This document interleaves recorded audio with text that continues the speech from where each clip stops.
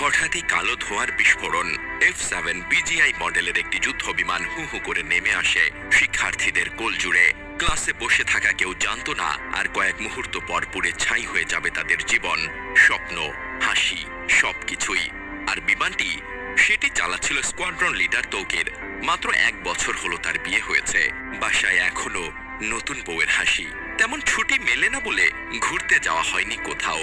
প্রশিক্ষণ শেষ হলে হয়তো হয়ে উঠতেন একজন দক্ষ সাহসী স্কোয়াড্রন, বাঁচিয়ে রাখতেন আকাশপথের নিরাপত্তা।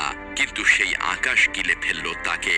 21 জুলাই সোমবার বিকেল 3:45টার দিকে সম্মিলিত সামরিক হাসপাতালে মারা যান স্কোয়াড্রন লিডার তৌকির।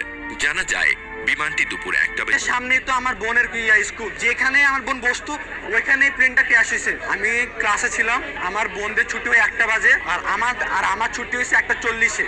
তো আমি যখন ক্লাসে উপস্থিত ছিলাম তখন একটা আওয়াজ হয়েছে, অনেক জোরে একটা আওয়াজ হয়েছে। পরে আমি আওয়াজ শুনে আমি দৌড় দিয়েছি, দেখি প্রত্যেকটা ছেলে মেয়ে দৌড় দিতেছে।